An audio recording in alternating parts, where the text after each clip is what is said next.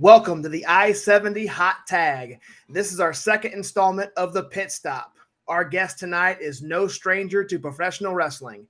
He's wrestled all over our area in Journey Pro, Central States Wrestling, Mid-States Wrestling, Tri-States Wrestling, XWE, among others. Tonight we sit down with the connoisseur Niles Plonke.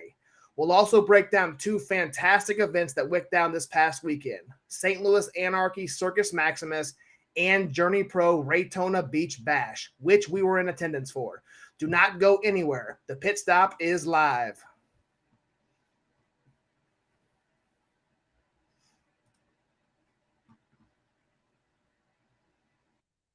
This is Mighty Micah. This is Luigi Primo. Derek Stowe. This is Brian J. This is Ryan the Infinite Gingell, and you're watching I-70 Hot Tag. And now, CR Media presents the I-70 Hot Tag with your host, Chaos Chase, and the real Josh Elliott. What is going on, everybody? It's your boy Chase, aka CR Media. This is the Pit Stop second edition, additional show because we've got so much going on in Missouri and Kansas, man, that we just couldn't contain it to 1 day a week. So you guys get to come hang out with us 2 days a week. And when I say us, I mean my tag team partner to my right, Josh. How are you this evening? Fantastic. How you doing, sir? I am doing great as well, man. We had a wild weekend, didn't we? Yeah, there's a lot of good wrestling going on. We were there for one of them, Raytona Beach Bash. We're going to break that down a little bit later on, but yeah, I mean there was 4 events happening at the same time on Saturday. Absolutely. And our guest was competing in one of them. So just to kind of get all the good stuff out of the way, guys, we're live on both CR Media Facebook and the I-70 Hot Tag Facebook. We're also live on both YouTubes, on Twitter, and of course on Twitch, twitch.tv/CRmedia1988. Please hit that like button, that share button, subscribe, hit the notification bell so you guys never, ever miss anything. We're going to keep the feed on for CR Media's social medias for the Niles Plonke interview. Afterwards, we're going to cut the feed. Just go down to the CR Media Twitch, but we are still going to be live on I-70 Hot Tag YouTube and Facebook as well, okay? Josh, why don't you tell everybody where they can find you on social media real quick? Absolutely. You can follow me at the real Josh Elliott. I'm on Twitch, Twitter, TikTok, Instagram. And as you guys know, I also run the I-70 Hot Tag on all social media platforms, and that's the best way to get a hold of us. Instagram, Twitter, Facebook, TikTok, and as we've already said, we are live on YouTube as well. So, yeah, go give us a follow, guys. Absolutely. Want to shout out last week's guests. The Pit Stop, you guys might have seen, we had Chris Slammer. Slammer Mania, brother. Slammer Mania, brother. Still hoping to fantasy book Slammer Mania versus Stitchamania. May never happen, but that's okay. And then our I-70 Hot Tag special guest last week, Gary F&J, who made a surprise appearance this weekend. We'll talk about that more. But you can listen to all the previous episodes on Apple Podcasts, Google Podcasts, Spotify. Spotify has the video feature, so you can watch that on there as well. And Stitcher and Anchor, if you've ever heard of those. I know I've never heard of Stitcher, but that's okay. You can also watch them on our YouTube page at the I-70 Hot Tag as well. Josh, would you like to introduce our special guest tonight? Absolutely. We got the connoisseur Niles Plonke with us tonight.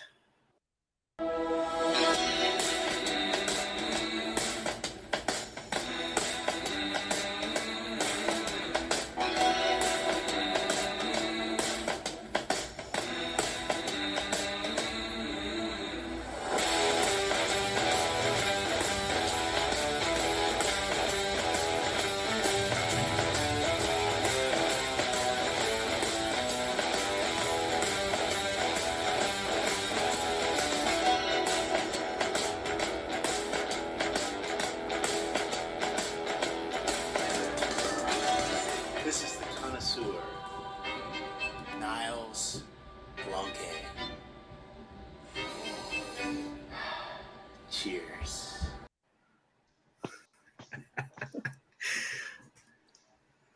What's going on, Niles? How you doing today? I'm doing good. How are you guys doing tonight? Fantastic, sir. Great. Fantastic. Just enjoying the great Missouri weather we have right now, which is muggy and hot and full of mosquitoes. Yes, it was weird. Yesterday it started to get hotter as Yeah. the night went in, and then today kicked up the heat pretty well, and it looks like summer's going to be coming back and with a vengeance. So Yeah, unfortunately, that's the first week of August. That's the the bad thing about August is it comes in pretty heavy, but it'll start Absolutely. getting to fall towards the end. This is my favorite time of year, so a lot of wrestling happening at the time. So. Absolutely. We like I said, we just had some full events this past weekend. And we'll get into a lot of that. Now the whole point of this is we want our viewers to get an opportunity to know Niles Plonke outside of the ring and Okay. to kind of help you broaden what else is out there, introduce more people to your craft and what you got going on. Okay. Sure, absolutely. So I always like to start off these interviews and ask the guest, who is Niles Plonke? Niles Plonke is a wine snob. That is a experienced wrestler, but he is also a little bit better than everybody else in his own mind. That's who Niles Plonke is. He's a complex character, but he borrows a lot from a lot of fantastic wrestlers, workers, performers from the past. It's honestly the best gimmick I've ever done in 23 years, and it's the only gimmick I see myself doing until I'm hang up the boots. So Niles Plonke is everything that I've worked for 23 years, and this is where it's at. Nice. Well, we can definitely appreciate that, and I will tell you, sir, that I worked at Olive Garden for 10 years, so I like to consider myself a little bit of a wine connoisseur myself. Absolutely. So you brought up the gimmick. What can you tell? We did some research before the interview. What can you tell us about Crow? Oh, about Crow? Yes, that was a long time ago. Crow was my original gimmick. So when I broke into business in '99, I started training with Sonny Myers in St. Joe, Missouri. And we had this character, Crow. I always said I was a big fan of Sting, but I didn't want to do face paint. I didn't want none of that. My gimmicks have ever been a carbon copy of another gimmick. They've always thought that was kind of cringy. So I wanted to do something that was an homage to like Sting. I also was a Raven fan. So Crow was kind of in between, right? As a kind of blend of the two. And it kind of stuck with me for a while. It stuck with me for like 10, 12 years.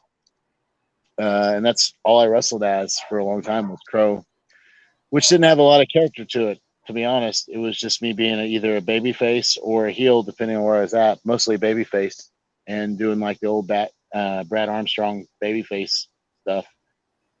And so I mean, Crow had a lengthy time in Mid-States Wrestling for their TV in Harrison, Mountain Home, St. Joe, Arkansas. Did a lot of stuff with Central States, prior Central States, before the current Central States as Crow. A lot of 3XW in Iowa. Of course, Harley races. World League, I wrestled as Crow there for a long time. So I don't necessarily despise the Crow gimmick. I just was something that I started out with and stuck with for probably longer than I should have. Right. So, you say you've been doing this for 23 years. When did you know you wanted to be a professional wrestler? So I tell this story to a lot of people, especially my students. I kind of fell into professional wrestling. I grew up loving professional wrestling, loved watching it, was a huge fan, especially during the Attitude Era when I was in high school. It wasn't something that I thought that I could do. I thought it was something you had to kind of be born into, or you had to be like selected like a college sport or something. So I'm a Midwest farm kid. I just thought, my life was going to be raising cattle and doing row crop, or being having a job at the bank in town or gas station or whatever it was going to be. And I did martial arts with my best friend and my brother since I was 11. And we would always do stuff in between breaks, like we do body slams and leg drops and stuff like that at my karate school, and it would make my karate instructor so mad because we were risky stuff on these little 1/4-inch pads. And so he told me one day, he's like, you know what, if you really want to do a wrestling thing, if you really want to be a wrestler, I'm going to introduce you to Sonny Myers, who lives here in St. Joe. And he knew Sonny, and he can train you how to wrestle. And I just didn't realize that was something you could do. I didn't know it was an occupation that you could just walk in and do. So I showed up to training in May of '99. I was a senior.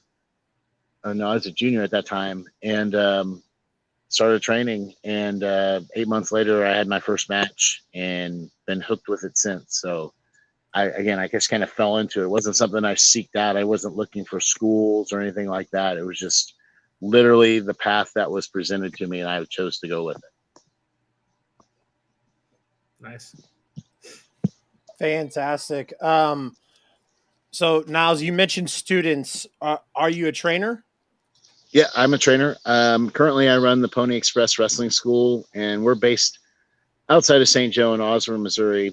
I have a little bit over a dozen students from all over, and really the most gratifying thing about this last year has been having those students go out and start working matches, and I'm able to see them a lot of those matches with them, getting them bookings and things like that, and to see them kind of carry on what I was taught, and I teach that to them, because I try and teach the same style that Sonny taught me, and then later on Harley taught me on how to train people and how to work. And that's something that is like kind of missing today. And so it's really refreshing for me to see my students going out there and doing stuff and kind of killing it on the indie scene right now, which is pretty awesome, especially in this area. Well, especially in this area, mostly in this area. They haven't been out there yet. So that's coming. So you mentioned the St. Joe area. So we have heard through the grapevine about the winery you own. Can you tell us a little bit about it? Where is it located? Absolutely. And I apologize, guys. I'm like it's hot out here tonight. You're good.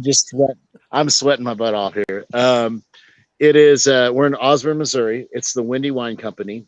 I've had it since 2009, and we just recently reopened, re-renovated and all that stuff. But we're about 20 miles east of St. Joe on 36 Highway, about 10 miles west of Cameron on 36, and we do a lot of fun stuff. I do a peanut butter and jelly wine, a lot of flavored wines, caramel apple, things like that. And that was kind of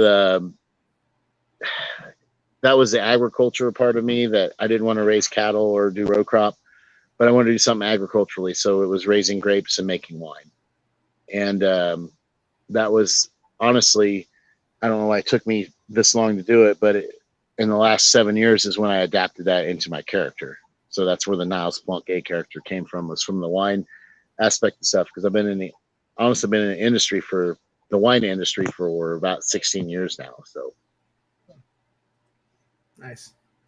One of the cool things about this podcast, we go live, we get viewer interaction, so we get some viewer questions. We'll kind of go to the chat and ask a couple of their questions. Kimberly Elliott wants to know, what wrestler had the biggest influence on you? It was different ones, honestly. Breaking into the business, I didn't have an understanding of what the business was. So, I loved, like, Hulk Hogan was the baby face, and The Undertaker was the heel, and Austin was like the hottest thing when I broke into it at the Attitude Era. Since working, and since being in the industry, I went back and I really studied and took after several wrestlers. Kurt Henning's one of my favorites, if not my favorite. Had a good opportunity to work with him and help his son and his daughter in at Harley's and WLW back in the day, and he's always been a great influence to me. Brad Armstrong, I love the old Memphis style wrestlers. So Tom Pritchard, Brad Armstrong, guys like that. They've always been, to me, what a good solid wrestling match should consist of, is that psychology and the realism that they bring to what they do, because everything they do is so good. It's just so textbook good. Every single thing, even the mistakes they do are good. And that's like something I really appreciate in this business, is watching the guys that are absolute masters of this craft adapt to what they're doing and making it work, for whatever position they're in and whatever the spot they're in or whatever accident happens, they're able to cover for it. And I totally appreciate that the older I get looking at that, because I make a lot more mistakes now because I'm getting older. Completely understandable. Go ahead, Jason. I was going to say, we got another question from a viewer. It's OMG. It's Joe. He says, as a fan of Raven, what was it like to tag with him? Oh, it was fun to tag with Raven. Obviously, it was a career highlight for me at the time, because I was a huge fan. And then to have, I think it was Joe McDonald was mainly the promoter at the time for Central States. But I think Michael Strider had something to do with that. Maybe Steve Ward, who was out of St. Joe. When they wanted to put me in a tag match with them, it meant a lot to me. And especially since I've been a guy that's been in the area since 99, but I've always been kind of low card, mid card status. And for them to get me something that was main event, that was like a good confidence booster for me at the time. I was probably 9 or 10 years in at the time. And that was just something that was, I felt like it was the right time, right place for me to be, and really was honored to be part of that. Like I appreciated that so much, and it meant a lot to me. It's one of my favorite matches. I still go back and watch it every once in a while, just because it meant so much to me. Nice. Absolutely. So this Niles Plonke gimmick, was that built or started in the NWL? Was that when it started? Yeah. Yep. Was it? Go ahead. Oh no, I was gonna say, yeah, we decided on the character. We had a phone conference when we were initially starting that, and that was in, I think, 2016, November 2016. I might be wrong on that. It might be 2017. And they wanted me to. Chris Goff was one of the main bookers, and I had done some stuff with him for years in Metro Pro, and he liked kind of where I was getting at, because I was trying to venture into the wine world by doing vintage Craig Kiesman, trying to implement stuff into that. And they wanted to just take it to the next level. So we had a conference call, and between him, Scott, Major, and then anybody else that was on that call, we came up with Niles Plonke, which I then later corrected as Plonke. And from then it just kind of fell into place just organically, which was what was really cool about it. Is it was, once I had that direction, it was easy to go there. Nice. What was what was it like working in NWL, for Major Basin? We've heard a lot of stories about NWL. What's your kind of take on that? Oh, it's the best time I've ever had in wrestling. Absolutely. Got to be with my friends, my good friends and brothers, for week after week. Got to build some really strong bonds with people. Got to learn how to work consistently in front of TV, in front of crowds. And that was really, in 23 years, that was my first taste of a contract in wrestling. So it was really, really nice to have something, especially so close to home too. I don't think anything will ever come to compare to that, especially in this area. But it was definitely one of the best times I've ever had in wrestling, if not the best time I've ever had in wrestling, was the NWO. The experience was just great. Awesome. So, Niles, I'll ask you, what other ventures do you have going on? Well, I mean, always have a bunch of irons in the fire. Obviously my winery, the Windy Wine Company, just reopened that this week. We've been closed since January, trying to get licensing and stuff figured out to do this distillery. We got a distillery that's opening with that. Hopefully that'll be open in the next couple weeks. Aside from that, normal everyday to day stuff. I got my kids. I got farming ventures to do because I live on the family farm, and I'm a 6th generation farmer, so I still get suckered into helping with the cattle and the row crops and the hay, even though I've tried to get out of it. But honestly, between wrestling and wine, that's pretty much been my life for the past 6 months now, getting that stuff in order and ready to go. So you said something about a distillery. Are you going to open a distillery in St. Joe as well? Yeah. So at the winery in Osborne, which it's outside, it's pretty much St. Joe. It's like 20 minutes outside of St. Joe. Yeah, we have a distillery. It's my best friend. Known him since high school. His name is Aaron. He's our distiller. We worked very closely to get that going. We should have product out in the next couple weeks. And I'm genuinely excited about that. I haven't been this excited about something since I opened the winery in 2009. So looking forward to having that product roll out. That's Longline Distillery. That's going to be at the Windy Wine Company.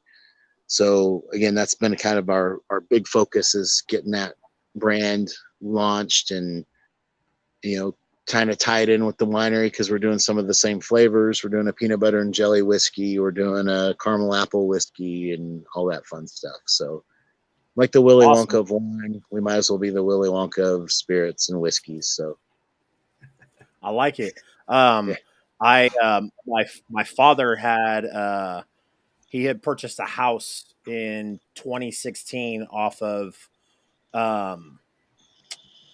it's on South 40th Terrace. Okay. So it's probably 200 feet from the elementary school, Pickett.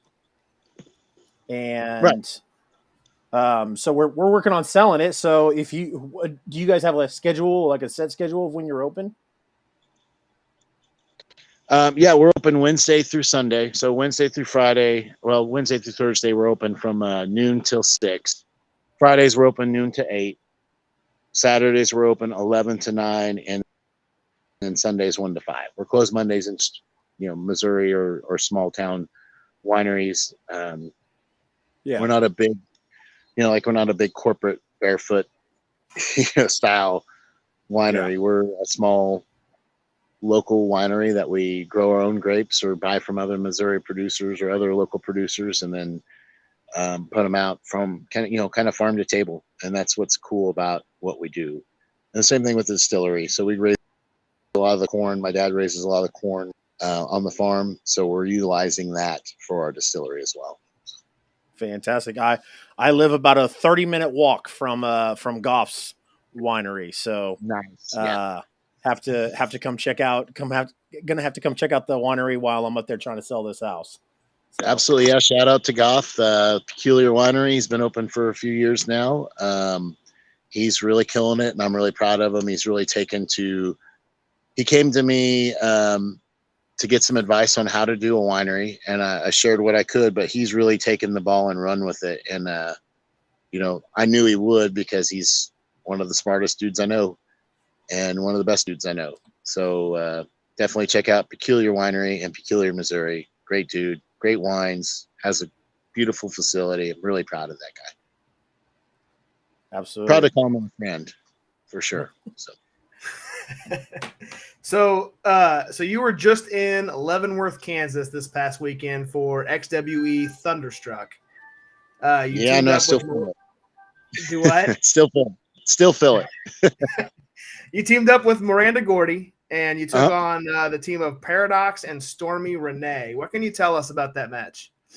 Oh, I mean, that match was great. We won, so I mean, it's the best. But yeah, so Miranda Gordon and I have a tag team. It's actually a tri tag team, a 6-man tag or a 3-man tag, however you want to call it, with Flex Zerba, Michael Berry. We're Bad and Bourgeois, and we took on Stormy and Paradox, and we showed them what we could do. But overall, I mean, it was a good experience. That was a cool venue. It's at a hotel there in Leavenworth. Nice crowd, good crowd. They were into it. You know, it was fun to work with those guys and do kind of a, you know, you don't get a lot of intergender matches in the Midwest, or at least you haven't for years because of the strict laws and rules that they have with the commission stuff. Now that's kind of lightened up. And you can do more of that, and it's just fun. It's a different storytelling element that we can put into matches. So good time with that. For those that showed up, no, but those who didn't, check out the next one because it's going to be a lot of fun too. Absolutely. Niles, can you tell our viewers where they can follow you on social media? Absolutely. I'm on Facebook, Instagram, and Twitter, and it's at Craig Kiesman. It's at my name, which is with a K. It's Craig with a K. I can send you guys a link or whatever on that, but it's you can get to all my social media through that. You can also follow at Windy Wine Company on Facebook, Twitter, and Instagram as well. We're starting to get those reels and videos and pictures of all the wines and stuff that we're doing with that too. Pony Express Wrestling is my training page. We don't really have a lot with that right now, but we're planning on it. So you can definitely, if you're interested in training or being part of Pony Express Wrestling training facility, you can contact me on Facebook. It's probably the best place to do it. And I'll let you know what we do. Fantastic. So Niles, we like to, this is the pit stop. So we have a segment at the end of these interviews or toward the end of the interviews. We don't have an official name for it. I'm going to call it Pit Lane for those NASCAR fans out there. If you're going to pit lane, you want to get in and out as fast as possible. So we're going to do rapid fire questions, quick questions, quick answers. We only got 7 of them for you, so it's not going to be too terribly long. But you ready? Sure. Let's shoot.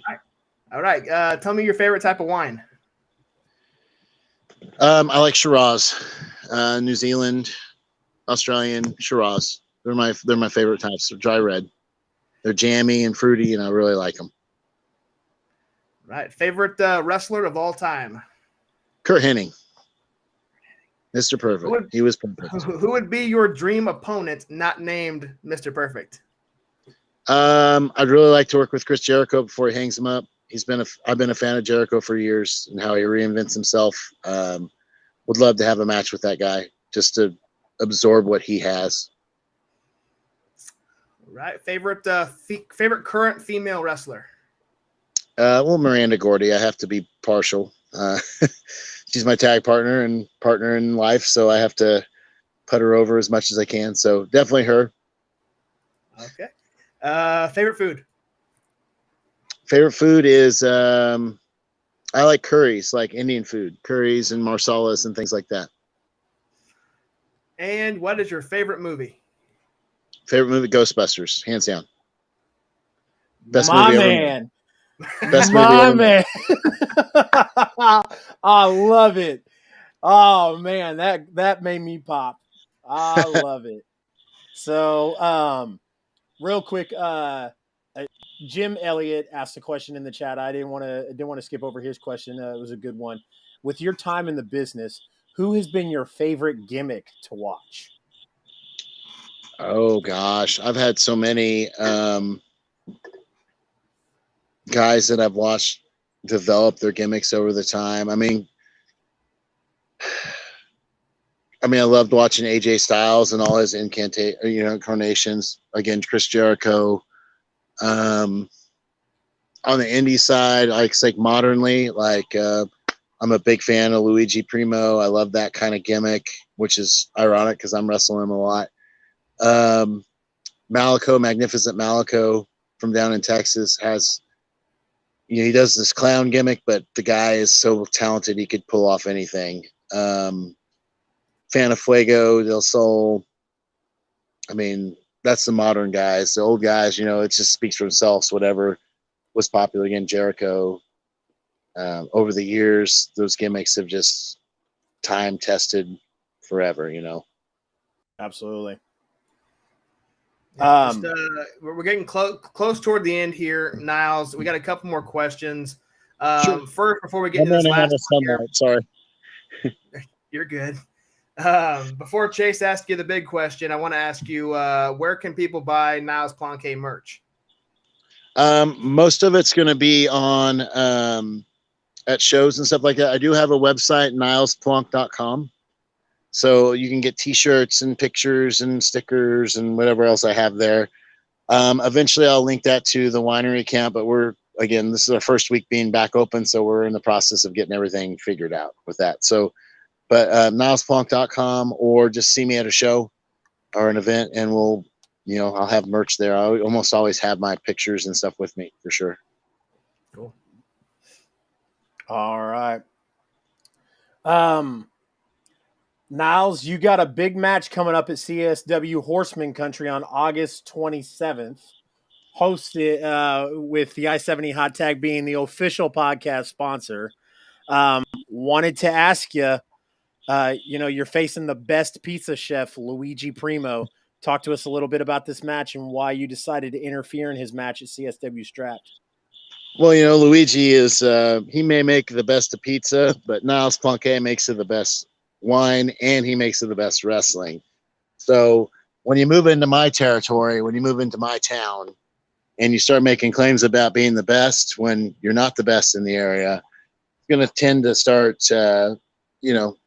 raising a little bit of a problem with me. So Luigi Primo, as talented as he may be, is definitely stepped on my toes in my own hometown. And that's all it is. It's just a matter of respect at this point. There, we got some light. So speaking of which, we did have Luigi on not too long ago. We actually had Luigi on the show prior to this match being announced, and Luigi's biggest issue was Belvedere. Is Belvedere going to be a factor on Saturday, August 27th? Here is always, Belvedere is an idea. He's like Batman. He's the idea, right? It's really about me. It's not about Belvedere. It's not about a servant. It's not about a butler. It's about Niles Plonke and how Niles Plonke is going to embarrass Luigi Primo.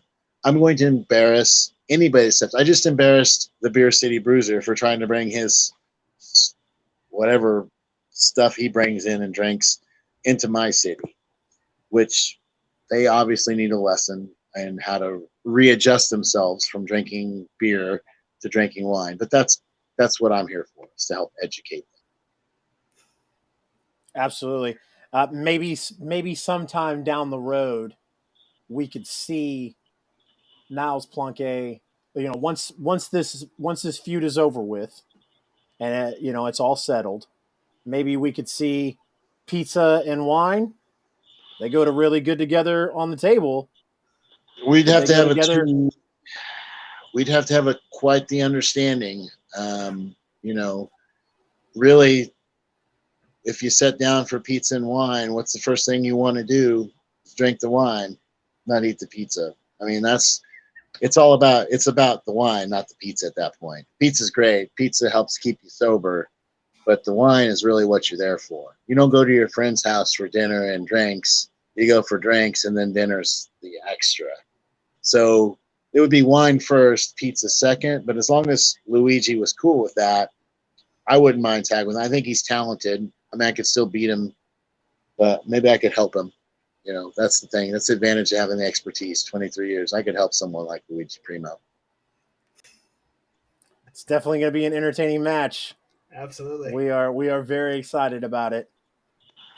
I'm excited about it too. I'm excited to bring a little bit more class and dignity into not only Kansas City's life, but into Luigi's life as well, because he obviously needs it, wanting to step back in the ring with me after I embarrassed him last time.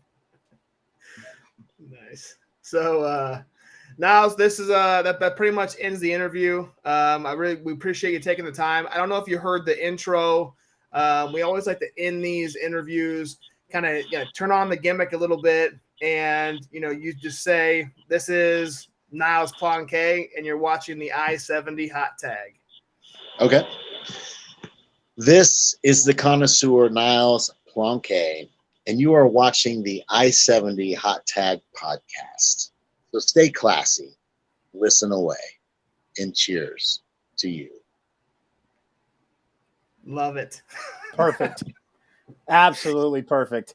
Niles, Craig, if I can, appreciate you. Appreciate you. Absolutely. We appreciate you taking the time to come on. Like I said, letting our viewers get to know you, letting more people get to know you, and then helping us promote this awesome event we've got going on August 27th. Craig, I would like to say see you August 27th, man, but now that I know where that winery is, I like to do a little bit of drinking, so come on. I can definitely get you situated and get you some of the best samples of wine, and then some of the best wine you've ever had. I promise you that. Fantastic. I got a 3,000 square foot house I'm trying to clean out and get ready to sell up there. So after a hard day's work, I'm going to go have some ice cold wine. Excellent. Well, and anybody listening to the podcast now, also come on out. Tell me that you heard me on the podcast. We'll give you a little extra discount or something. Yep, absolutely. Appreciate that, guys. Everybody, for our guest, Niles Plonke, have a fantastic night, sir. Again, appreciate you coming on. You guys as well. Thank you guys very much. Thanks for being classy. Buddy, see you later. Night. All right. Thanks. All right. Man. Niles Plonke. That was fun, man. Super fun, man. Great dude. Can't wait to see him again. I first, saw him in NWL at our the couple events we went to. Actually, up in St. Joe was my first NWL event. He fought at an armory up there, and for whatever reason, I gravitated toward that character. I'm like, man, that guy has something that the crowd. I mean, obviously he's a heel. The crowd was booing him, but for whatever reason, I gravitated toward Niles Plonke, and super excited that we got him on, and can't wait. August 27th, he goes one-on-one with the best pizza chef, Luigi Primo. Very excited, guys. As you know, after we're done with the interviews, we always like to take a 5-minute intermission. That way I can load up on beer, and that way I can grab a bite to eat if I haven't already. Load up on wine. If I had some wine, I would drink it. But we're going to do that right now, guys. Don't go anywhere. When we come back on the second episode of the Pit Stop, we're going to be going through St. Louis Anarchy and Journey Pro Raytona Beach Bash. If you guys did not see either one on Twitch or YouTube this weekend, you missed a hell of an event. Definitely go back and watch those, but fantastic events. We're going to break those down when we come back, so don't go anywhere.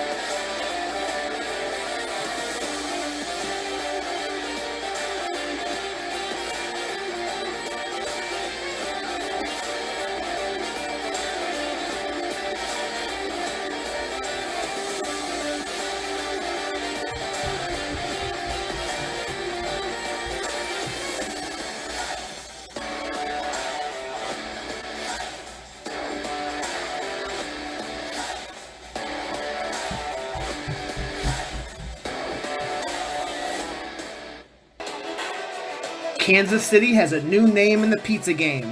You Want a Pizza Me is Kansas City's only pro wrestling themed pizza food truck. Located across from the Black Box Theater and the West Bottoms, You Want a Pizza Me is dedicated to serving delicious flame-grilled pizzas named in homage to pro wrestling. Come try the High Flyer, El Luchador, Greener Than Grass, and their newest bestseller, The Undertaker. Regular and vegan options are available. They're also dedicated to getting you to eat your healthy vegetables with their selection of salads.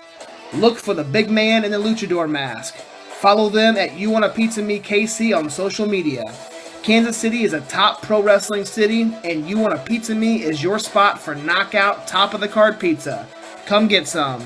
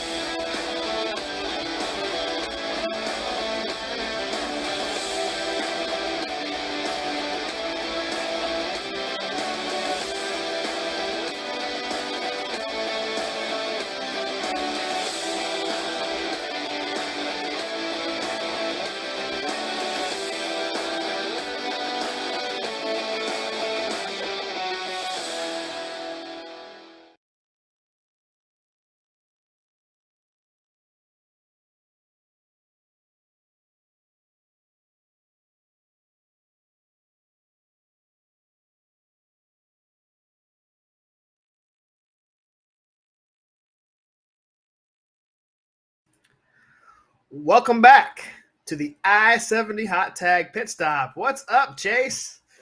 Welcome back, guys. Fantastic interview we just had with Niles Plonke. Appreciate you guys sticking around. We got two fantastic events to cover here. St. Louis Anarchy Circus Maximus happened Friday night, and then Journey Pro, both Chase and I were in attendance for Raytona Beach Bash, which you guys probably saw on our social medias. I posted a lot on Twitter, some of the pictures, videos. Fantastic event, real fun. So we're gonna go into detail and break this event down. So first, My mic was muted. there you go, Chase. There you go. Yeah. So first off, I think we just go in chronological order. Friday night we had over in Illinois, St. Louis Anarchy. They like to swerve away from Missouri. No fault for them, obviously, because Obviously. Yep. Fuck the commission. But yeah, so they had a Circus Maximus, man. If you guys don't know, they do run their events on Twitch at Journey to Anarchy. Both Anarchy and Journey Pro run on the same Twitch stream, so go give them a follow. It's fantastic. If you guys, it's on the screen now. If you guys can't make the events, you can see it live. So make sure you go check them out. Absolutely. So, all right, man. So we'll kind of get into this. So St. Louis Anarchy started off with a match I originally thought was going to be the other St. Louis promotion in Glory Pro. For whatever reason, I thought Davey Richards was going to take on Kenny Alfonso in Glory Pro. Davey Richards couldn't appear at Glory Pro, so I got kind of bummed out. But it wasn't Glory Pro; it was St. Louis Anarchy, and we got a hell of a match between these two guys. They went 15 minutes roughly. Started the event hot and ended with a Davey Richards victory. He hit a Gotch style pile driver and picked up the win. I really thought they were gonna. I really thought Kenny Alfonso was gonna go over here, and just because he's the up and coming guy. But Davey Richards, wrong, sucker. Yeah, can never count the wolf out. So he beat Kenny. So next up we got the Quad Father, Camaro Jackson. He took on Anakin Murphy, who is weighs about 5 times less than Camaro Jackson. There is no way on God's green earth that Anakin Murphy weighs more than 150 pounds. There's no way. Soaking wet. He weighs 150. Yeah, absolutely. Yeah. So with a chain around his neck. Right. Yeah. So they they did battle. Anakin had a few good offensive moves, but I mean, as we expected and as both of us predicted, Camaro did come out with a victory there. What I really thought was a good match, and they announced it about a week or so prior to the event, was Warhorse was going to be there, and he was going to take on Moonshine Mantell. Obviously, Joe Vi came out and ran his mouth as he always does in that, what was that, just a complete 3 sizes too small leather jacket. I don't know what the hell it was, but he's definitely rocking that leather for the last couple months. So, love Warhorse, absolutely love. He was at Raytona as well, but love Warhorse, love Moonshine. They both put on a great match, but Warhorse does surprisingly got Moonshine to tap out, which never saw coming. Got the sharpshooter locked in, and Moonshine did, in fact, tap out. So we have video evidence. We may have to screen grab that while we can. Yes, absolutely. So Jeremy Wyatt and Victor Analog, who has become quite a staple there at Anarchy. Haven't seen him kind of venture over in our area yet, but we saw him a few times in the last few months in Anarchy. I'm sure he's wrestled many times there, but since we started the podcast, we've seen him a few times. As expected, again, Wyatt did beat him with the Anaconda Vice. So it was a decent match. I enjoyed it. So Wyatt gets the victory there, and then the last match I'm going to announce is a big one. 2 out of 3 falls match. I did get this incorrect. I predicted Aaron Williams to beat Davey Vega. He did not. Davey Vega of Grindhouse did take the victory here, and dude, hell of a match, man. I think that led up right up to was that the match before intermission, I think. But I can't remember if this was in order or not. I think this was in order, so it might have been right before intermission. Man, that match rocked. I love Aaron Williams is someone that I didn't have on my radar coming into this podcast, and he's absolutely opened my eyes for sure. And we all know how good Vega is and how good Grindhouse is. So definitely I don't want to take anything away from Aaron Williams. Right. But let's talk about this fucking massive run that Davey Vega has been on in St. Louis Anarchy. Yeah. I mean, Davey Vega has been on a terror and just putting on clinic after clinic after clinic in St. Louis Anarchy.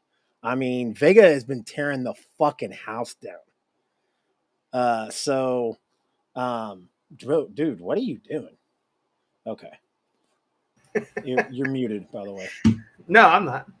Oh, okay. Well, you look like you said something when you shrugged your shoulders. Oh, sorry.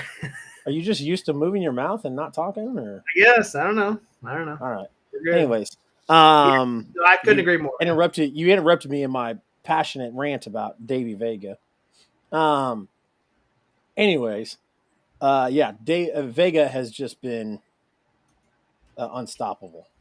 So, the next one we had Nick King, Adrian Surge, and Evan Jalistico against Billy McNeil, Sage Phillips, and Raheem De La Suede. We saw Jalistico the following night in Journey Pro. A little bit different. Different, so to speak. Scenario. Yeah, but the next one, Thomas Shire versus Mad Dog Connolly, and they are. Thomas Shire, man.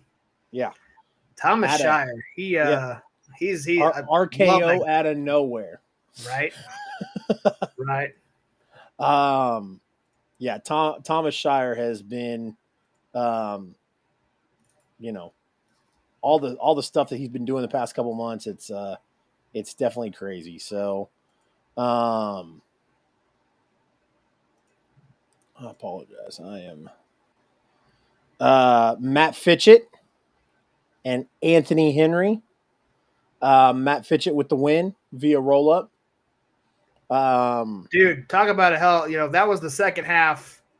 In my opinion, second half match of the night was Fitchett and Anthony Henry. And it's, the roll up, schoolboys, whatever, those type of victories kind of suck. Those are quick wins, but I mean, the entire match itself was fantastic. Yeah. Like that. That's when I love, like, I'll take a schoolboy roll up any day of the week to end a match. If it's a part of a great story, did both men give it their all and they're just so tired that finally that small package roll up is what caused it. Yeah. I mean, I don't mind schoolboys or roll ups or anything like that, as long as it's good to the story. If the match is less than 2 minutes long and it's a roll up, I'm throwing ice cream at the TV. That's Vince McMahon booking right there. Such good shit. Anyways, Christian Rose defeated Greg Jovi in I mean, what the fuck was that, dude? That was it was I will tell you what, it was a lot better match than I thought it was going to be. It was one of the most entertaining matches on the, I mean, granted, these guys weren't putting on a clinic like Davey Vega was, but I mean, it was an entertaining ass match. I absolutely loved it. Yep. It was, Greg Jovi comes out in the tactical vest like the Shield. He's got his underbelly hanging out of it. He looks in great shape though. I mean, he's in hell of a lot better shape than I am. But it was just funny the way it looked. Like, and the other thing that was like weird, like Jovi was ready, I mean, this wasn't like Jovi didn't drop to his knees and beg Christian Rose not to hit him or anything like that. Like Jovi came looking for a fight. And, Jovi, of course, had some tactics in his back pocket. Wouldn't expect anything less.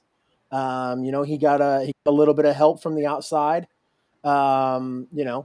with two people, and thumbtacks got brought out, and Christian Rose got on those thumbtacks. Moonshine did not. I did not. No. He did not. But I'll tell you what, when Rose got slammed through those thumbtacks, I thought it's over. Yep. Rose is done. Jovi is Yep. going to end up weaseling his way into this. Yeah. But Which kick is, out. Well, we both predicted it, didn't we? We did. We both predicted Greg Jovi to win this match because of Moonshine. Moonshine tried. He failed. So Christian Rose put Jovi in a submission to where Jovi had no choice but when he tapped out to tap out on a pile of thumbtacks. So there was thumbtacks all on Jovi's hand and arm, and yep. Thumbtack spots, man. What an ending. There's certain spots in hardcore wrestling that always like make me cringe. Thumbtacks is number one. Light tubes. Fuck light tubes. You couldn't. What would be combat zone or what? Dude, I don't know. I don't know which I would never do. If you were like, hey, you got to pick tacks or light tubes, I don't know. That would be a hard toss up. I might choose death. So probably choose death. Derek Neal and Gary F&J for the Gateway Heritage Championship. Man, I think you announced that match. That was longer than the match actually lasted.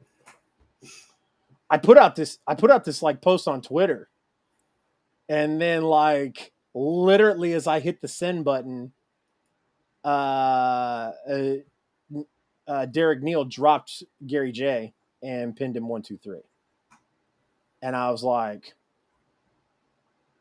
I think I sent the Simpsons gif where the guy walks in, puts his hat, and walks back out. It was literally right after I posted gift, dude. Like that's what it was, man. Yeah. I mean, it sucks for the people who went to that event looking forward to that main event, looking forward to a Gary J, Derek Neal clinic, and they didn't get it. And I get why they did it, because they're Derek Neal is going to do that multiple times in this title run. It's going to be a long time before he loses that title. Long time.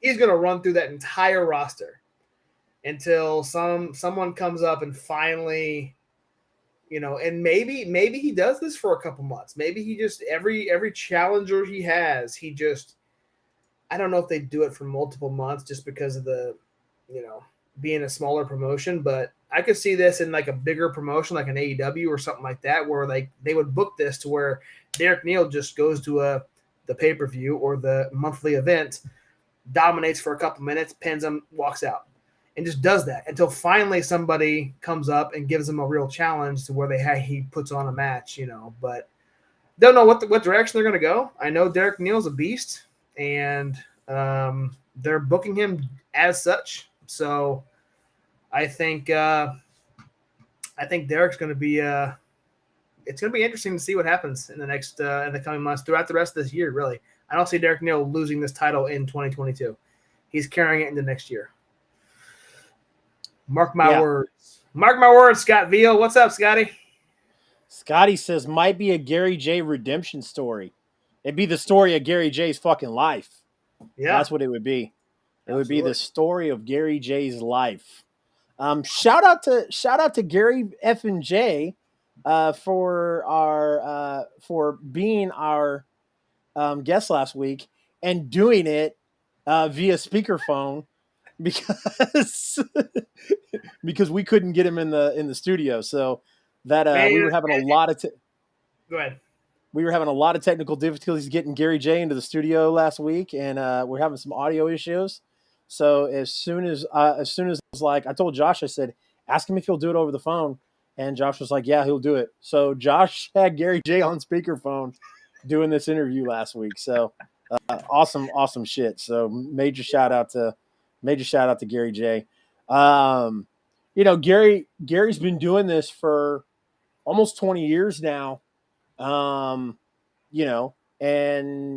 Gary's, what did Gary say? Like he was 16 or 17 when he started. Yeah. He was still and in high school. He started in 2003. Yep. Right. So he might be a little bit older than us, but I mean, yeah, I was not expecting that quick of a match. I was and I don't not think either. Anybody else was. That crowd, you could see it in their faces. Like, yep. I started doing my tweet right as like Gary J's entrance, and everybody's slapping the ring, and I'm like, I'm getting hyped, so I'm like, I'm putting that post out, and then I hit send, and then I'm watching, and then like it ends, and I'm like, all right. So, Scott said, build the monster up, then Gary climbs his way back up the ladder. I would love it. I would too. That's nothing on Ric Flair. Woo! It's over, right? It's over. It's in the past. Yeah. Anyways. Yeah. So that was St. Louis Anarchy's event. Super fantastic show. Matt Jackson, not Young Bucks Matt Jackson, but St. Louis Anarchy Matt Jackson does a fantastic job putting those shows on, and really that St. Louis crowd, man, they're a little rowdy. So a little bit. And they have that I still cannot get over. Every time I watch that Anarchy, is them not having a guardrail between the fans and the ring is just mind blowing to me. And but it's just weird to see, in my opinion. I like it. And let me tell you why. Because it's like those people in St. Louis, like they know, like that's your boundary. Like that's not for you. That's for the wrestlers. There's not a barrier. You know what I mean? Like, yeah. I think it kind of sounds weird when I say it out loud, but I like it a lot. Like I think it's like a sign of respect to those wrestlers that say, hey, like there's no barricade, but you know your boundaries. Yep. Don't step out of those boundaries. And that's awesome because sometimes wrestling fans can be a little crazy. So heard that. That's their crowd obviously respects it. Yeah, exactly. That's what I was getting at. So yep. Yes, sir. So what are you doing, Josh? I'm not doing anything. I'm not doing comments. You're the one clicking. You're the one clicking. Guys, that's St. Louis Anarchy, Circus Maximus. Super, extremely good event. I'm not calling it a sister company, but their partner company, Journey Pro, was the second of 4 events, and we're not going to cover all 4. Don't worry. Journey Pro is the last one we're doing tonight, but their partner company, Journey Pro, put on an event in Raytown, Missouri called Raytona Beach Bash. Raytown, Missouri, outdoor venue. My first outdoor wrestling event I've attended live. Is that yours? I think so, yeah. I think so. That was my first as well. I'd have to do some wild thinking, but yeah. Yeah. Sounds about right. It was very very unique. We had Obviously, everyone brought their lawn chairs, their chairs up to the event. You could sit wherever you wanted, pretty much. It was very, very well. Gotta say something for the I-70 on Thursday. Absolutely, Scott Yeah. knows. Yeah. So yeah, a couple things before we kind of dig into this. We announced last week that Journey Pro went live on their Twitch, not the one with Chris and Hartswell, but Walter went live on Journey Pro, and he kind of announced that. Again, not going to get into it. Not my place to say what's going on, but he announced that he's basically stepping back from Journey Pro as a staff member, as an owner, booker. He's going to take a step back due to personal reasons. So Daytona Beach Bash was basically the last event that he was semi in charge of, and he helped put together. He was there. He was on commentary for the entire night. There was multiple mentions toward him. This was kind of his last hoorah with Journey Pro for the time being. Hopefully not forever, but for the time being. So just wanted to give a shout out to Walter Fulbright. Everything that he's helped build with Journey Pro over the last 4 or 5 years, the entire company's existence. He's helped build a fantastic brand in Kansas City. Fantastic. And it is something that Kansas City should be proud of. Journey Pro has put on great events every single time they put on shows. So, I can't, huge round of applause in a room of nobody, but I'll tell you what, Walter, thank you for everything. I know I didn't get a chance to come up and talk to you at the event. There was many people coming up to you. You were on commentary all night, but thanks for everything. And could not be more proud to be wearing this Journey Pro t-shirt. So 1,000%, I'm not gonna say like any like names. There's a lot of promotions in Kansas City that aren't around anymore and they get a lot of praise. And when a lot of those places, had to close their doors for whatever reason, Journey Pro just stepped in when there was little to nothing in Kansas City and kept it going. And they've done a phenomenal job. Names like Warhorse, Jeremy Wyatt, Dak Draper, Shotzi Blackheart. I'm drawing a blank here. I was literally, like, as you were talking about Walter, I was thinking of all these names that have come through Journey Pro and come through Kansas City that they've put there. So, right. I'm not going to say that, all I'm going to say is that Journey Pro deserves all the praise they get and more. And Walter has been a part of that, and Walter deserves all of that as well. So, fantastic. It was a great show. Chris and obviously Hartswell and Walter and everybody else involved. Great. It was a great show. And dude, I'll tell you what, I think it was my first ever outside wrestling event, but on the side, in the back of a brewery, in the back of a parking lot, it doesn't get better than that, dude. Like, does not. Like, and I'm not saying that like I'm not saying that as like a poke fun. Like, it was fucking awesome. Like, yeah, it was fantastic.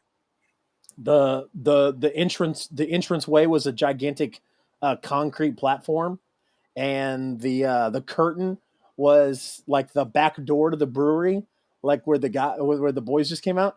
Do you know something I thought about? I thought about this.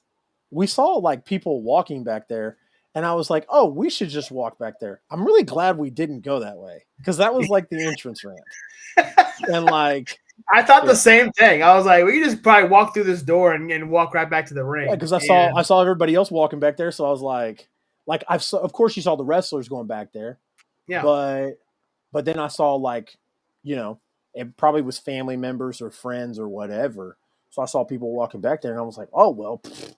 Luckily we didn't, because I was like, I sat there and thought about that later that night. I was like, God, I could only imagine if everybody back there saw both of us like, get out of here, fat boy. Like back here trying to pass out your flyers. Like, get the right out of here. Fuck the rules. So, just fuck it. Yeah.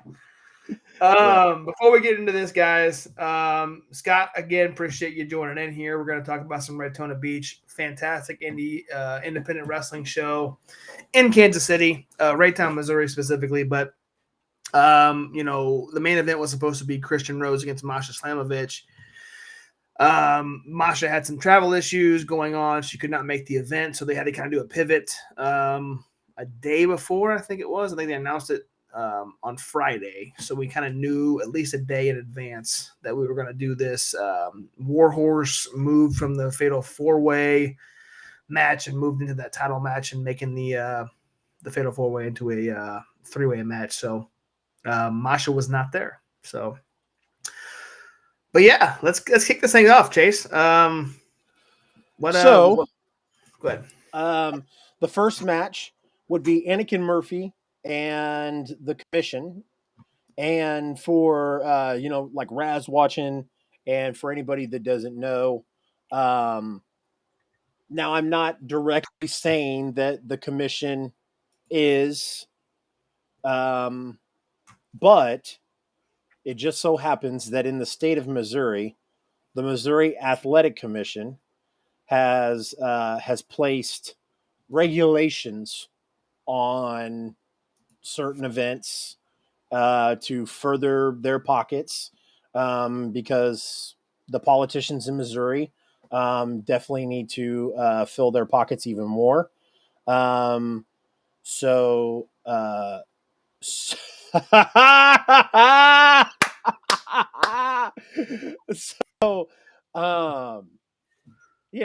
That's going to scroll the entire time we're talking about this match. So let's roll. Yeah.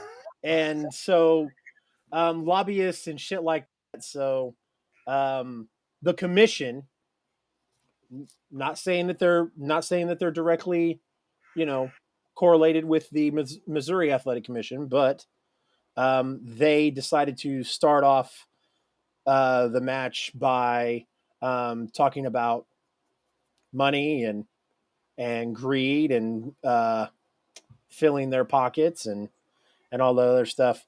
But I will say that Matt Jackson did cut a promo to start it off, and he started it off out of character, thanking for Walter for everything he's done for wrestling business in the state of Missouri, and that was pretty awesome. So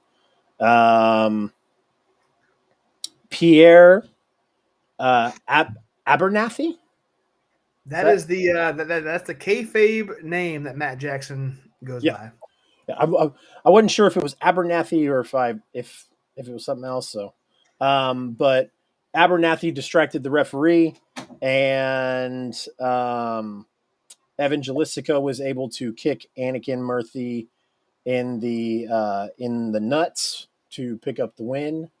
Again, if you didn't hear us talk about Anakin Murphy on St. Louis Anarchy, Anakin Murphy is about 142 pounds soaking wet, maybe 150 pounds with those extra baggy shorts he had on. So yeah, the Commission picked up a win against a guy who's a third. Anakin, what is Anakin, a quarter of Jalistico's size? Yeah, at least. Yeah. At least. So. Definitely a quarter, yeah. Just wanted to stop this right here. Just for clipping purposes. I want everybody to read what's scrolling at the bottom of this feed right now. Just take a look at it. All right, we're good. Let's stop it. All That right. was just clip it later. Clip it later. All right, All absolutely. right, guys. I like it. Second match. Super excited for this one. Wasteland War Party, which is Max the Impaler, Heidi Howitzer. Never seen Heidi. I guess I say this at the event. We have seen both of them in person. Have not seen them in person in a local independent promotion. We saw them in AEW. But Max the Impaler and Heidi Howitzer defeated Dallas Cade Alex. and Sam Beal. Dallas Cade is was our first guest on the I-70 Hot Tag. For those of you who have stuck around with us, I know Scotty's been here for since the beginning, but Dallas was our first guest. Sam Beal, I mean, he came out to Rockstar by Nickelback. Funny, extremely entertaining entrance. Had the what was that? What beer? I'm gonna botch this. Bush. Why Bush? But it had Sam Beal's name on it. Fantastic attire that he had on. Max hits a standing toward sometime in the middle of the match or toward the end of the match. Max hits a standing senton on Dallas, and then ends up lifting Heidi up on her shoulders for this big splash and ended up pinning Dallas for the win. So Wasteland War Party picks up the victory. But the story of that, though, was at the end of the match, Sam Beal ends up turning on Dallas and attacks him and goes to the lengths of taking those, iconic sunglasses that Dallas wears each and every week, puts him in the center of the ring and stomps on them, crushing them into oblivion. So who I said was very entertaining and very likable character as he came out, quickly changed as he turns on Dallas. So I did want to point out that if you guys don't follow Dallas Cade, go look him up on Instagram, Twitter. He did post a picture of his gear all laying in a pile in kind of a, I don't know if it was black and white or not, but all of his gear was just kind of sitting there. No context, no nothing. It was just placed there. So don't know what that means, but go give Dallas a call. One can assume. One can assume. Yeah. One can assume. But we won't assume, because when we assume, we make an ass out of you and me.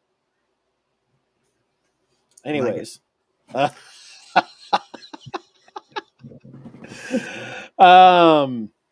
next match we've got Austin Reddick against Joe DeMauro. This was Joe DeMauro's Journey Pro debut match.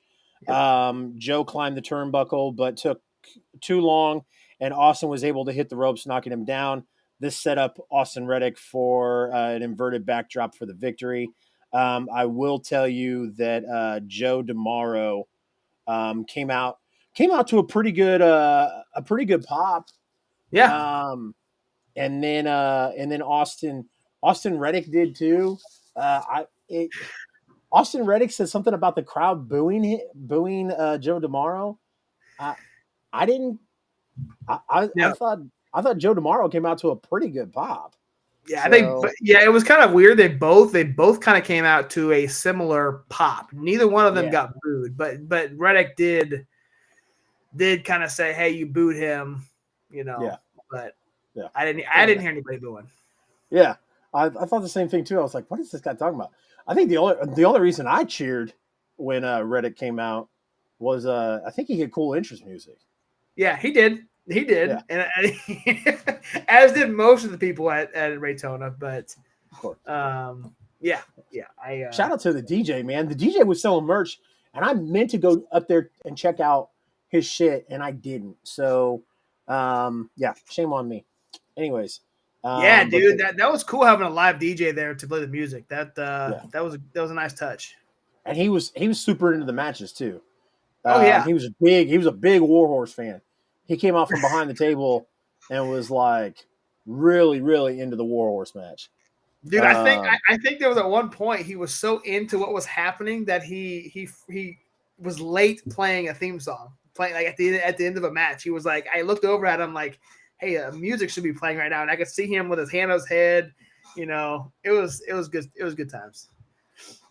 So also, guys, you know, we haven't talked about this. You know, I don't think there's a spot on the rundown for this, but shout out to Chris.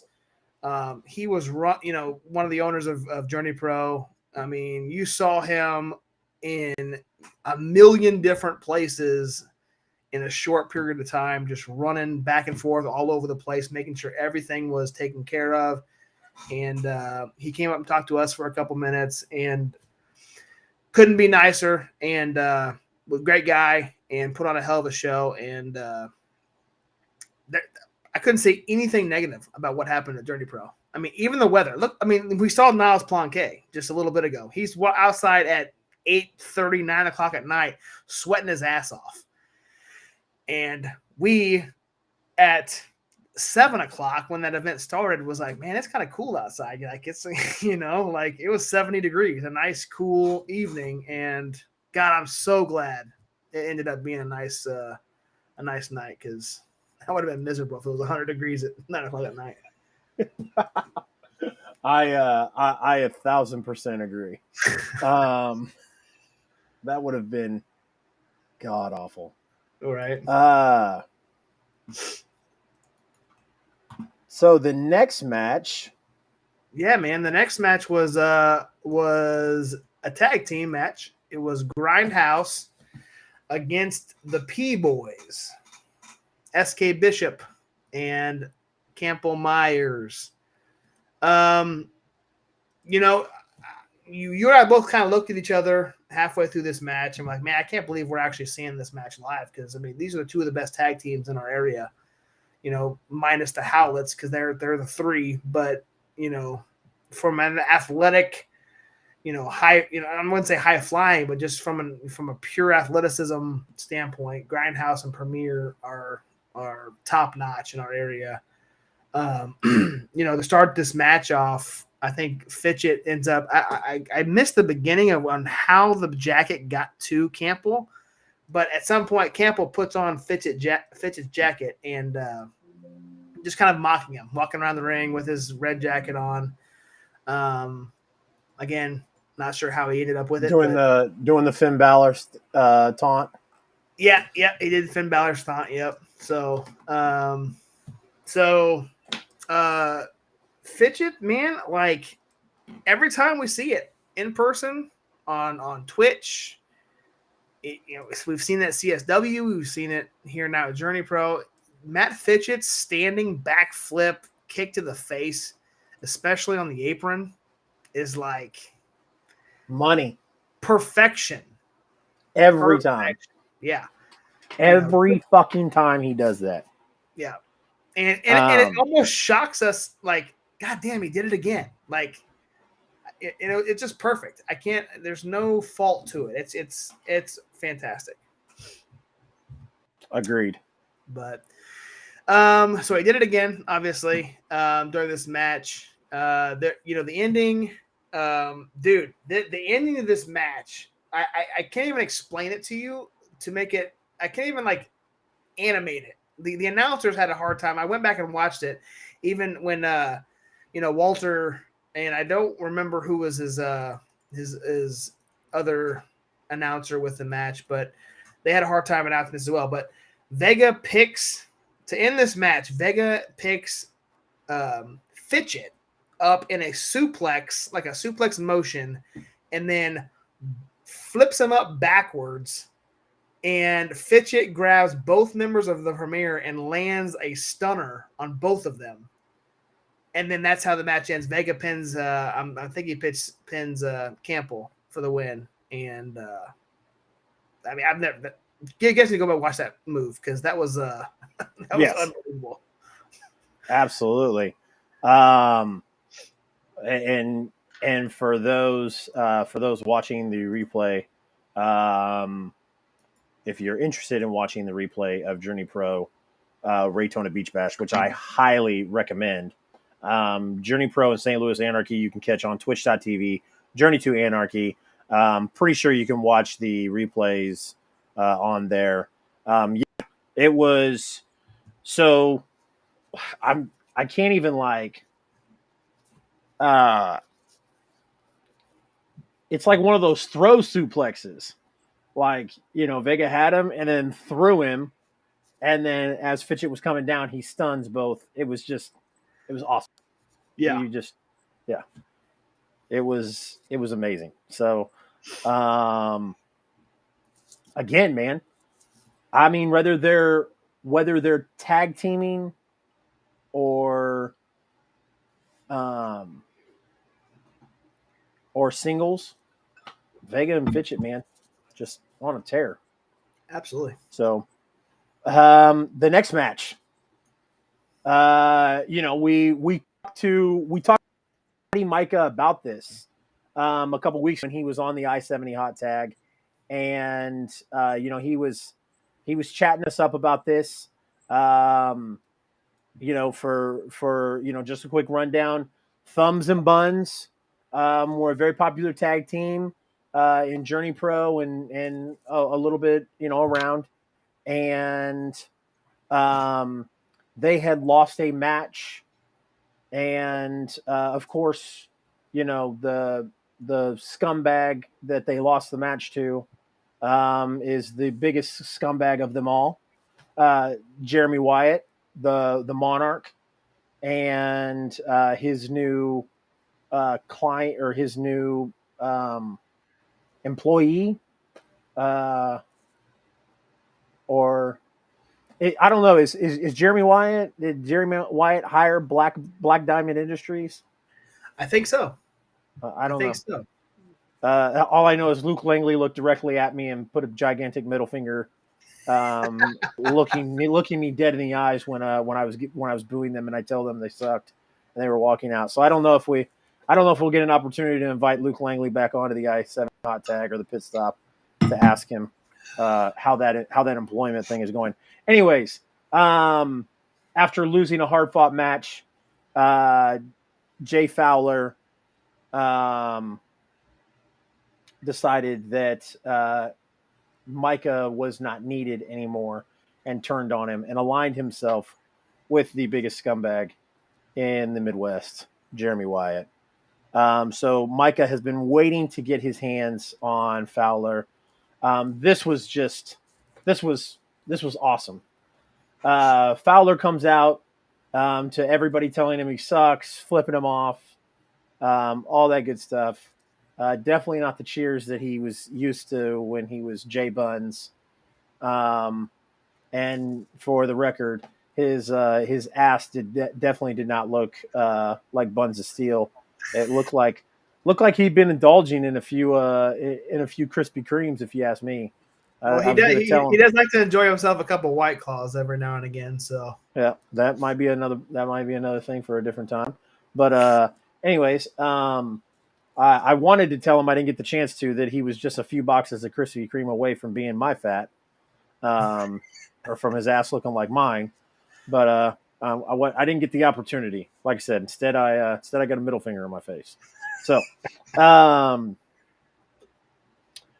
Micah rushed the ring. Mighty Micah rushed the ring with a steel chair, and it was awesome. yeah, And if the referee hadn't gotten in the way, he'd have taken Fowler's head clean off. Yeah. Clean. So Fowler ends up getting Micah in an ankle lock, but would not break the hold after Micah got to the ropes, and the referee was forced to reverse the decision. Instead of the referee breaking it up, he decides to run out of the ring and try and get more referees out there. Irritated the shit out of me. I was like, yeah, just leave him behind. I mean, he's going to break his fucking ankle, but that's all right. Anyways, Anaya rushed the ring to help Micah. Very interesting here. because if you sat in on our interview with Hoodie Howlett on the I-70 hot tag, you can remember that Hoodie had mentioned Naya thinks that this is fun, with Micah, wanting to be a Howlett, and Hoodie is just not a fan, and Hoodie wants to see Micah, light a fire in him, and he wants to see Micah take it, And Micah was at the event having people sign petitions. I don't think that there's any amount of signatures on that petition that are going to get Micah into the Howlets. But I'll tell you what. What's the quota he needed to get to get in the Howlets? I think he wanted 100, but he mentioned to me that he was well over it. So yeah. But I'll say this: Micah rushing the ring with that steel chair might have been a little bit of that spark that Hoodie talked about that he's looking for. So I don't know, man. What I will tell you is when Anaya came out, Jeremy Wyatt and his team that he calls the Reckoning, we call them the Bitch Brigade, came out and tried to intimidate Anaya. And it's funny that every single time Wyatt and his friends come out, it's always 2-on-3 or 3-on-1 or whatever. I asked Anaya before the event if we were going to see Hoodie there, and Anaya mentioned no, and I wasn't going to doubt him, but I was like, and you still yelled for him. I did. So, but Anaya came to Micah's rescue. I don't know, man. If I'm Journey Pro, there's a marquee match that's right there, and I don't know, man. It's gonna happen. That 3-on-3 match is going to happen. I hope so. It's bound to.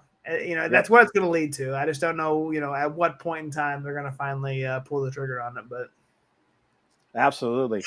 So Journey Pro, anybody Journey Pro, if you're listening, there's a six-man tag money match right there, just waiting to be booked, waiting to put on the marquee. Yeah. That's of course if the Howlets want to tag with Micah. So yeah. So this next match, we were greeted with, again, 2 nights in a row, this time in person, with friend of the show, more so not friend of the show, more guest of the show, Greg Jovi. He came out and ran his mouth again. And basically open challenge. And it's funny because I looked at you before a couple matches before, and there was a man sitting on the other side of the ring, and I said, man, that guy looks exactly like Gary J. And sure enough, when it wasn't, but the fact that I said that, okay. I was about to flip. I was about to be like, was Gary J sitting in the crowd the whole fucking night? No. And it was funny because when they said, hey, we're gonna have an open challenge, Moonshine Manchell wants to fight tonight, and we heard Gary J's music, and immediately the crowd just went bonkers, and as did I. And it's funny because that guy that I talked about a couple matches before stood up for whatever reason, and I'm like, that was Gary J. And I said, he's about ready to walk to the ring. It wasn't. Still very cool for him to, not even promoted at all to be on this event and to show up that big of a name, to be here and to answer the challenge. Like I said, the crowd was extremely behind Gary J the entire time. Like I said, Gary, at least he was able to kind of, and I know they're different companies, so they don't really have anything to do with each other storyline wise, but he was able to get a good match this weekend because, as we saw and we talked about with Derek Neal, that was a 2-minute squash. Basically lost that title, but he was able to come to Journey Pro and actually put on a pretty good match with Moonshine. You know, at some point, you know, toward the end of the match, Jeremy Wyatt, Luke Langley, their names just continuously pop up throughout this entire match or this entire event. They came out after Moonshine ended up beating Gary J, and they came out to attack Gary in the ring, which we kind of expected because, you know, Gary was the one that beat Jeremy Wyatt, finally beat him for that Gateway Heritage title. Again, different promotion, but the Gateway title was defended many, many times in Journey Pro. So they came out to attack him, and then the Workhorsemen came out to JD Drake and Anthony Henry came out to make the save and helped Gary J. Gary got out of there pretty quick. But yeah, that ended up starting or at least kick-starting the next match. There was no entrances, no Bitch Brigade music that hit, no Workhorsemen music that hit, because the next match they were already there in the ring for the next one. So I will pass it on to you. Absolutely, man. You know, very, very interesting that Jeremy lost that Gateway Heritage Championship to Gary J. So I'm very curious as if that was the push behind Jeremy Wyatt and his friends coming out there and picking on Gary J. Other than that, I didn't really see a need for it. So, really quick, just to back up, you know, I know we talked about our friend Joe Vi earlier in the show and how he looked at St. Louis Anarchy.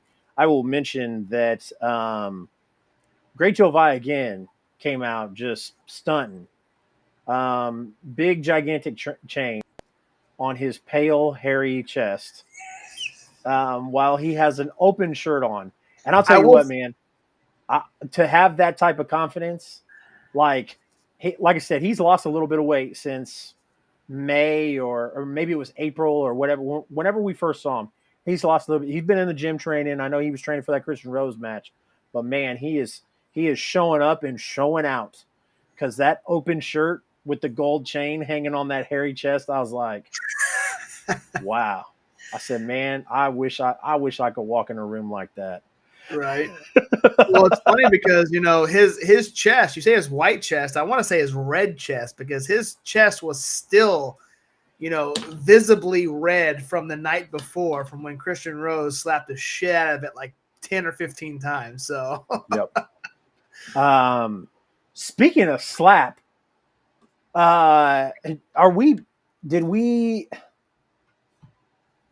was that Moonshine and Gary J? What match was that where somebody chopped somebody and it was yeah, and I might actually be thinking of St. Louis Anarchy. No, you weren't. There was a match. It was that Journey. Okay. I was going to say there was a match this weekend that you and me where somebody got chopped and I was like, that is the loudest fucking chop I've ever heard. Noah Groniger, what is up, my friend? Appreciate you joining in with us tonight. We are just breaking down two of the events that have happened in Missouri this weekend out of the four. This one we're talking about actually happened Saturday in Raytown, Missouri, outside Crane Brewing, called Journey Pro Raytona Beach Bash. So it was a super fun event. We're just breaking it down here and appreciate you stopping in and saying what's up, Noah. Yeah, man, I can't remember. I want to say it was Gary J that chopped Moonshine. I think it was. Yep. And it was like being outside with no walls to echo that sound. It sounded like you were in a indoor facility. Like I said, hands down, one of the loudest chops I've ever heard. Yep. and I was there in person, so it was nuts. So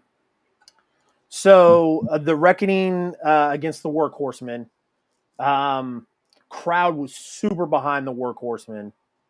JD Drake, super funny guy, man. Yeah. The way he was talking to Jeremy Wyatt, and I absolutely love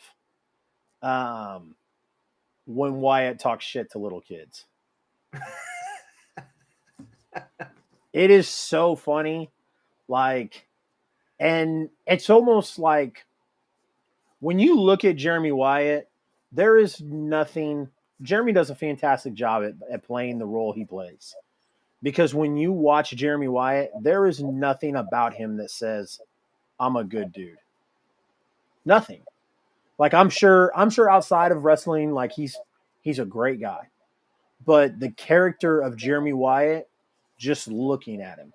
You know, he did that video where he like tried to get serious about, you know, thoughts and prayers and all that stuff. When he had to emergency leave an event. You know, and he started it out, even starting out that video, like you knew like he was about to turn on Jeremy Wyatt.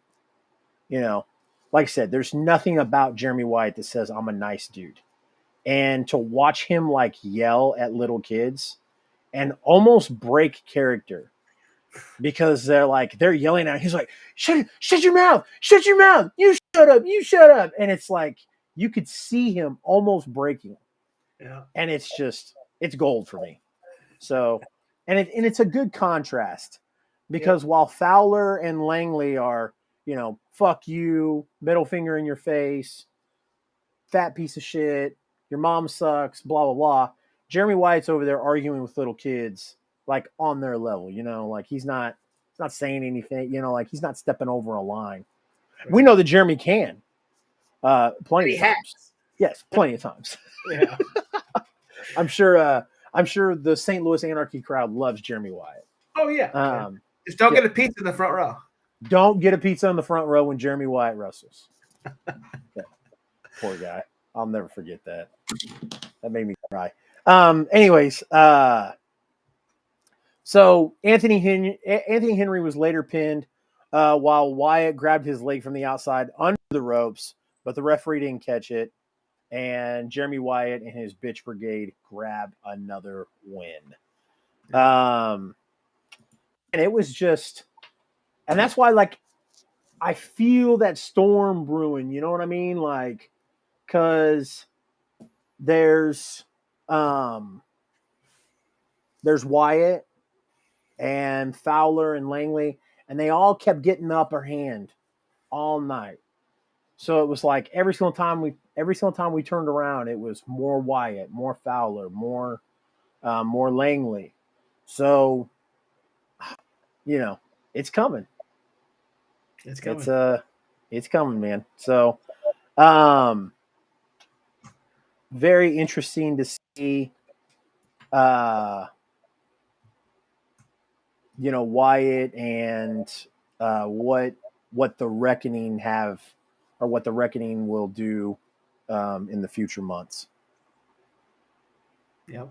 I mean, how we've said their name multiple times throughout this review. So, and they were all over this event, you know. So we're not even done. We're not even done. And we're not even done. Unfortunately. Yep. Yeah. I mean, with Wyatt, you know, I could talk about this Journey Pro event for 3 days hours. straight. Yeah. What I don't want to talk about is Jeremy Wyatt and his friends. No, we're done with that. At least for the second, because we got 2 young, up and coming Kansas City professional wrestlers. We talked about him earlier in the Anarchy, Kenny Alfonso, but he had another up and coming, fantastic professional wrestler in Darian Bankston, and I mean, these 2 guys put on an absolute clinic. I mean, you know, it was kind of cool because Darian, I thought he was going to come out as a heel, and Kenny was going to work the face. And he came out and cut that promo about being up and coming.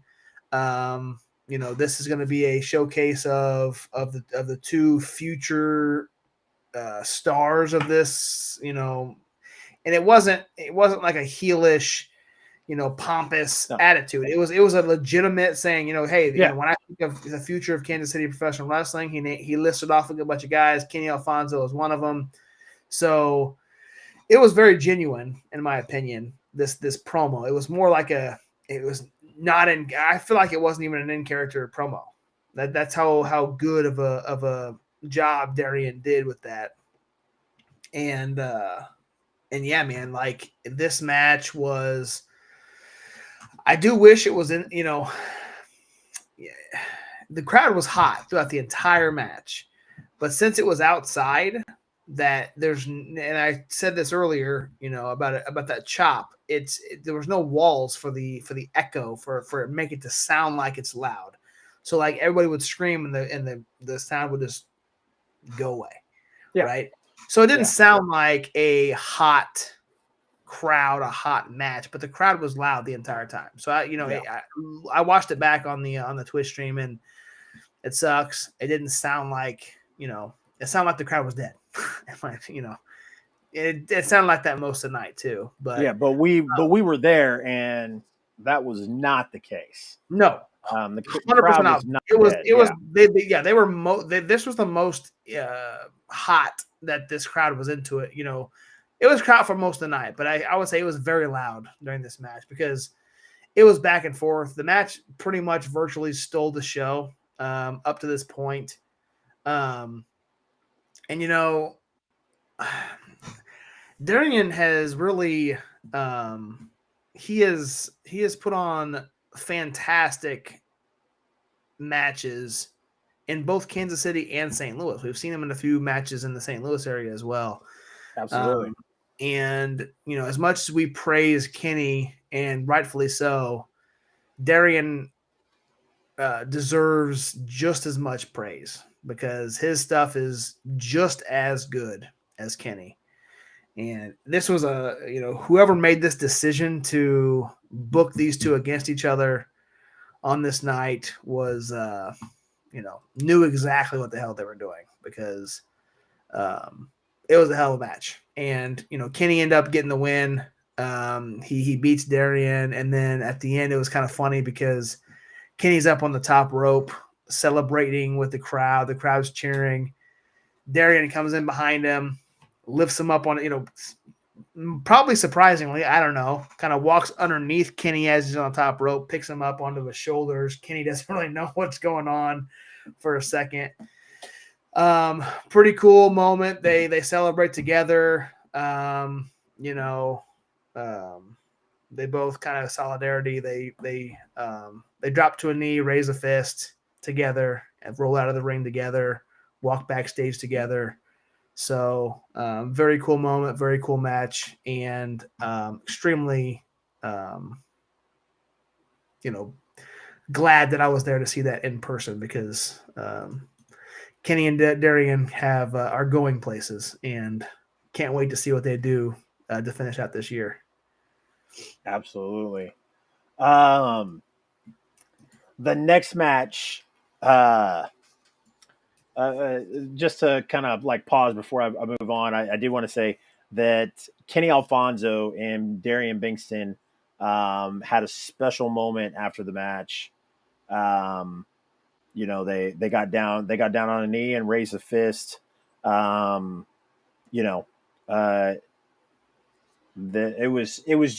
was kind of like the icing on the cake after that match to watch those two young guys go out there and do that. So this next match, triple threat match, we have JDX, Carly Bravo, and Anaya. I wanted to say that I'm not a whole lot familiar with Carly Bravo. This was my first time seeing him live. I dug the shit out of that dude. Yeah. He reminds me of Montez Ford. He kind of had that same build as Montez, so that's kind of like what I was like. I was like, man, he's got like that slender, that super slender build like Montez Ford has, but he's very agile, very quick. And then when he started talking like during the match and like his charisma, I was like, damn, now he really reminds me of Montez Ford. So I I I enjoyed the hell out of that guy, and if he turned that up a little bit, I think he could be a massive hit. Um, Definitely. JDX came out in 1990s X-Men themed, like the 1990s cartoon X-Men themed attire, and it was fucking awesome. Hell yeah. JDX is massively talented. This is what sucked. Like when these three dudes came out, I was like, man, like I really want to root for this kid. I really want to root for him, but I can't go against Anaya. Like it just wasn't going to happen. Right. So like if JDX and Carly Bravo could have like competed one-on-one, I'd have been okay with it. That would have been a match where I'd have been like, I'd have just sat back and watched. I wouldn't have rooted for anybody. I wouldn't have, I'd have rooted for just the match in general. But because Anaya was in this match, I absolutely had to go with Anaya. This is the first non-tag team match that Anaya has been in Journey since December.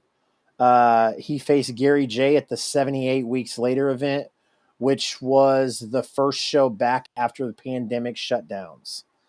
JDX is the man. Absolutely. I don't disagree with that at all. He's impressed me. And at all good things flow through the city, and he did it again here. This was my first time seeing Carly Bravo too. So,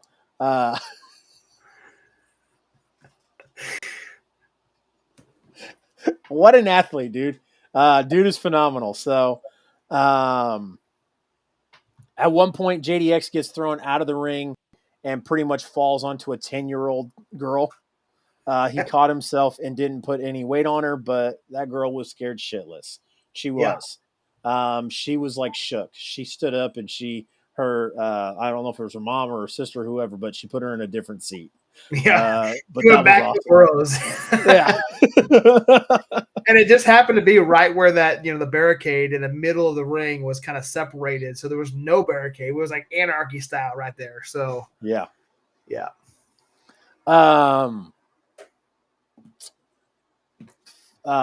What's his name? Fowler came out to distract Anaya and pushed Anaya back, and they brawled like up on the concrete entranceway and put Anaya out, and then that left room for JDX to hit Taste of Chicago on Carly Bravo for the win.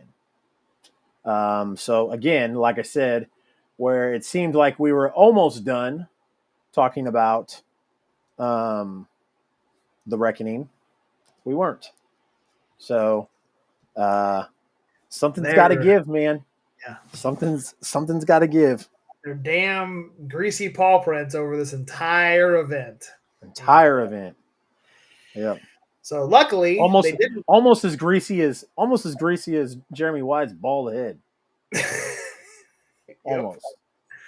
Luckily we didn't get them in this main event because again, what was supposed to be Masha Slamovich taking on Christian Rose ended up being Warhorse. Took that spot, moved from the previous match you just talked about. He took on Christian Rose, and we debated for a little bit, like, is Warhorse going to, he's super over, very good professional wrestler. He was the independent wrestling champion for IWTV or IWCT anyway. he carried that title for a while and went around to different promotions defending it, which was really cool. We've seen him in AEW. He wrestled Cody Rhodes for the TNT title, but this guy is wrestling a lot in St. Louis, wrestling a lot in Kansas City, and he had a shot at our Journey Pro champion Christian Rose, and the crowd absolutely loves them some Warhorse. That music hits, he comes out, banging his head, his hair flinging around. I mean, it was just, the crowd was extremely behind him as they are every time he comes to the ring and wrestles. So, I didn't know which way they were going to go with it. Honestly, they had a lot of, comedic, because this match went 25 minutes. I looked it up when I was, rewatching it again. I started it from the very beginning to the end. It was right at 25 minutes. It was a lot longer than I thought it was in person, and a lot of it, the beginning is a lot of comedic, maybe I didn't hear it as much on the stream as you did in person, but at one point Christian Rose asked Warhorse what his favorite Metallica album was, and then they start arguing with each other back and forth. So, but overall, great match. Go ahead. I was gonna say somebody said something in the crowd, and I don't remember what it was. Was it? I think it was during the Metallica album thing, and somebody in the crowd named an album, and Christian and Warhorse both were like, "Get that guy the fuck out of here." Yeah. Yeah, and then they started arguing, and then I said, "Hey, I'm agreeing with you. I'm not arguing. Like we're on the same page here." And then they started, fighting each other. So it was a great match. Yeah, great match. It was a lot of back and forth action. They both put on a great show for the live crowd, but at the very end, Christian Rose does end up coming out with the win, keeps that title around his waist. Which at the very, when Christian was, pled that he followed the rules, he didn't do any, sneak attacks, he didn't cheat, he won this fair and square. Reached his hand out to Warhorse for a handshake. Warhorse stared at the hand and basically just gave him a slap on the hand, high-fived him, wasn't even really a handshake, immediately rolled out of the ring and walked back. So Christian Rose is still your Journey Pro champion. So, man, what a way to end this night. Again, like we said, it could not have been the weather could not have been better. The matches could not have been better. I can't say a single negative about Journey Pro. What about you? 1,000%. It was a great show. It was both of our first Journey Pro event since the pandemic. Not just because we were covering Journey Pro tonight. I meant everything I said about Journey Pro earlier. Journey Pro held the forefront of wrestling in Kansas City when places were closing doors. Like I said, I'm not going to name.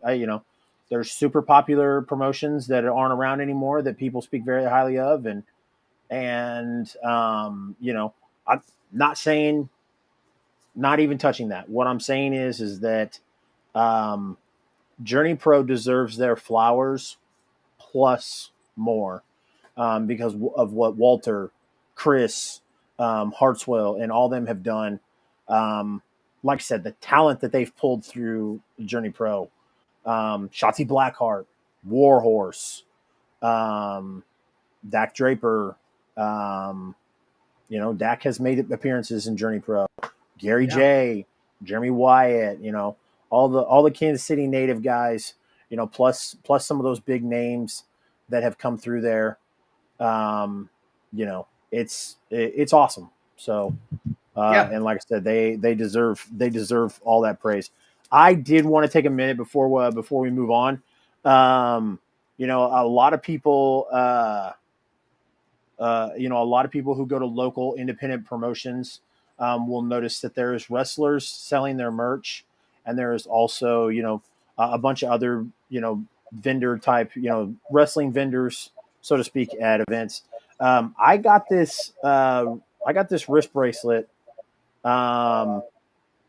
from a damn it, I don't know if it's because of my stupid thing. Wrestling over everything. So there's a slash right there in between. And I looked him up because I had never seen that before. I just thought it was a cool saying. So I was like, man, that's really cool. That's kind of like my life philosophy right now, like wrestling over everything. And so I saw that table and I walked up to that lady and I bought a couple. I don't know if I can do this without knocking a bunch of shit over, but I'm gonna try. No, I'm not gonna try. Maybe I could try. I don't know. We'll see. Let's point that down. Anyways, I got a bunch of. Probably can see because of my stupid filter. That's fine, and no big deal. Anyways, I see my bed. Yeah. I enjoyed portions of my marriage with my wife over there earlier, so I won't show the bed. Anyways, so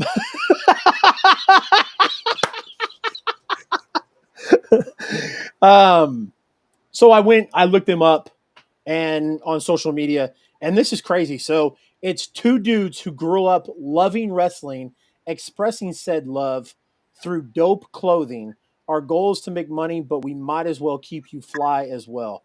So the website is wrestlingovereverything.com. And you can find them on social media as well. I did want to just share my Chrome tab here. Boom. So that is their Instagram, and you'll see some of that merch, wrestling over everything. So thought that was really cool, man. Thought I'd shout them out just to take a second. They were one of the vendors there. Also, if you're real familiar with Kansas City wrestling, Nick Chen, who is I won't say his nickname, or at least my nickname for him on live stream, but Nick, who has been a staple in the Midwest area. He's a great referee, great personality. His wife sells merch. She made the Journey Pro T-shirts that are resemblance of the Royals, which are awesome. I've got my name in the hat for her to make this big guy a 4XL.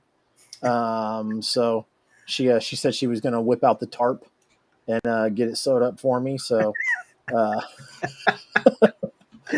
but guys, like I said, I'm real big on small businesses. Obviously, we run this thing where we put over independent wrestling. So, wanted to just take a minute to promote those small vendors that were there.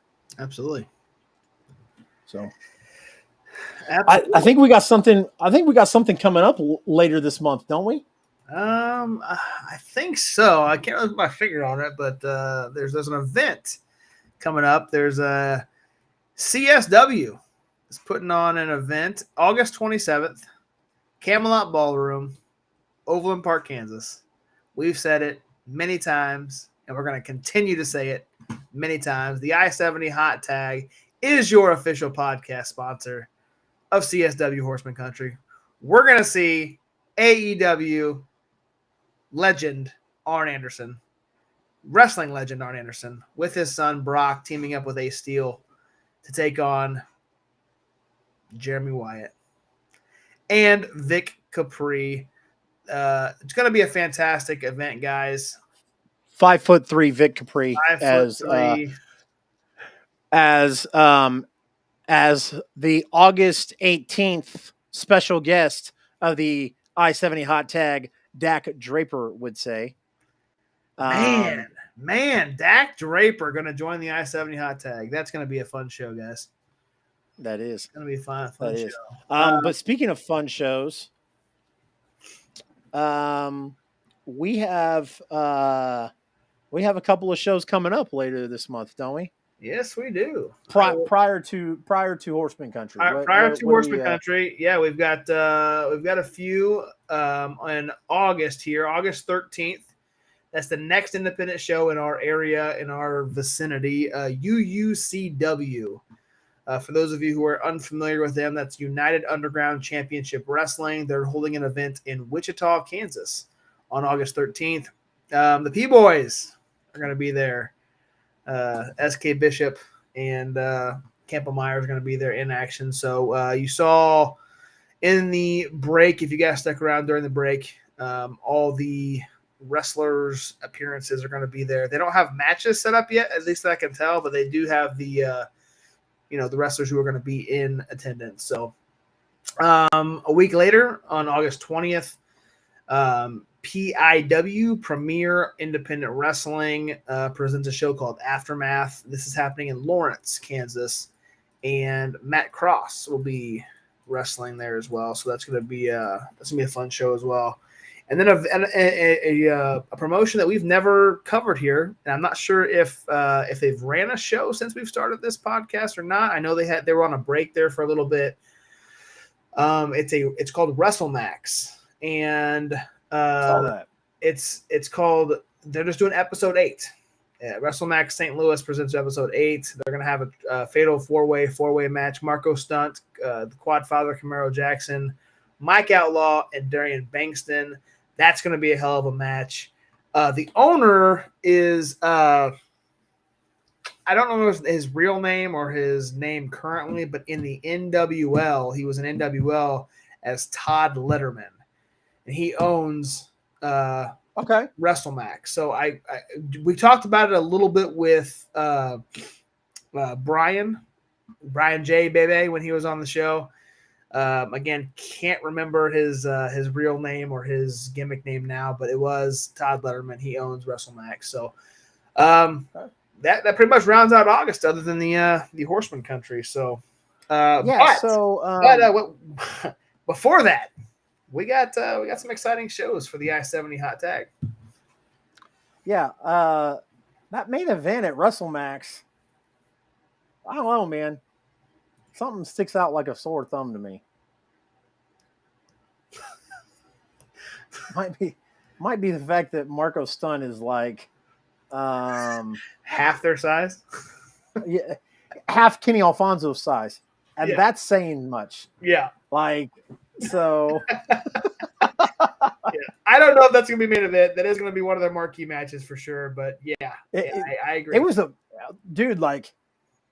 Before you said Marco Stunt, if you'd have just said Camaro Jackson, Mike Outlaw, Darian Bankston, I'd have been like, holy fucking shit. Marco Stunt, like, it's a head scratcher. I'm just like, don't get me wrong. I'm not short selling Marco Stunt at all. He's entertaining, but you're not that's short selling him. Is that what you're saying? Nope. Yep. Absolutely.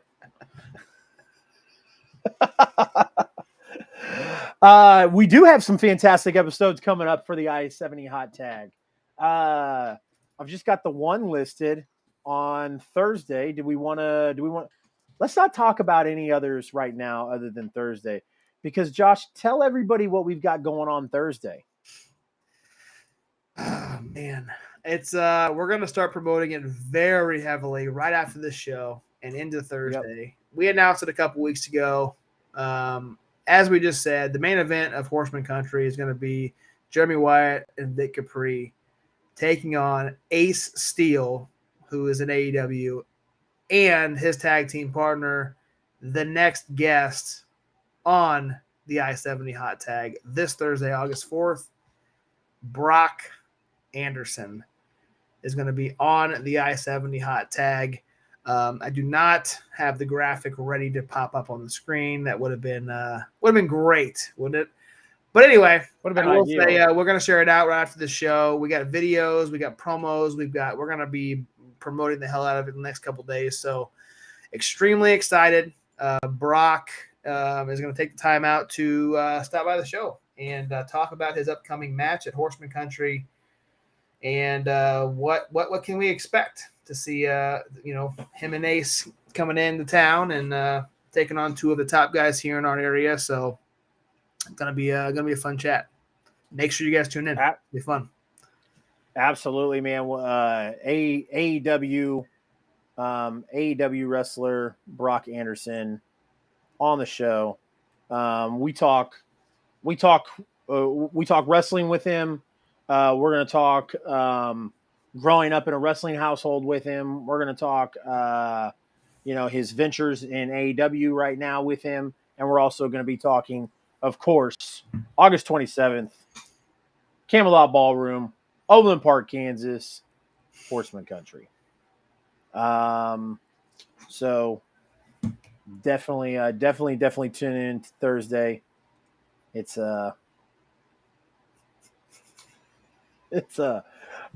appreciate the real Josh Elliott coming through.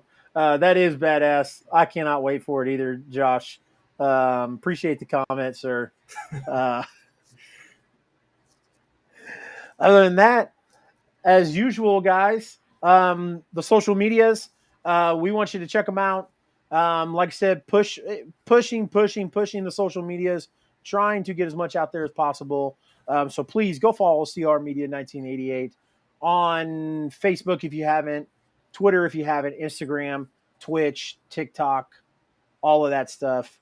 Follow my friend Josh. Josh, remind everybody where they can find you on social media. Same platforms, the real Josh Elliott. And then you can also follow me at the I-70 Hot Tag, Instagram, Facebook, TikTok, YouTube, the I-70 Hot Tag. Look at that beautiful I-70 Hot Tag jersey that you got on. That is, man, it is. It's pretty. Wrong arm. Yeah, wrong arm. There you go. There's the logo. Yeah. Dude, and I'll tell you what, man. It was very, I know we're at the end of this. I know we're extending over 2 hours here, but being at that event, both of us wearing the I-70 Hot Tag garb, it's kind of cool that people are seeing that logo and immediately knowing, hey, you guys are them too from that podcast. And we had multiple people come up and talk to us and then say hi and chat with us. So, it was hell fun. yeah, it was fun. It was awesome. It was definitely awesome. So, and this is worth every bit of the $55 or $50 I spent on this. Absolutely. So, definitely had a blast wearing it. So, that is it for tonight. Second episode of the Pit Stop in the books. Our guest Niles Plonke, super fun. Craig with a K. I like it. I like it. That is very northern Missouri. So, Craig, what the fuck, dude? I'm literally about to close us out. I love how this dude comes in at every single time. It never fails. My friend Greg will come in and be like, yo, and it's always better late than never. You're goddamn right, Greg. Well, he missed out on this, so I wanted just to flash this on the screen just one last time before we close this out. Yep, just in case you didn't know, now you know. Fuck the Missouri Athletic Commission. Yep. So, yeah, man. We'll have plenty. Let's get out of here. Well, I'm looking. Yeah, we're closing it out. We'll have plenty to talk about on Thursday night with our interview with Brock Anderson, AEW wrestler Brock Anderson, on the show Thursday. Do not forget to tune in. We're going to have a lot of fun. We're going to be talking more stuff. And, of course, we're going to be talking Horseman Country at the Camelot Ballroom in Overland Park, Kansas on August 27th, hosted by the I-70 Hot Tag, or the official podcast sponsor of Horseman Country, however it's supposed to be worded, all that good stuff. Guys, for my friend Josh Elliott, for myself, CR Media, good fight. Good night.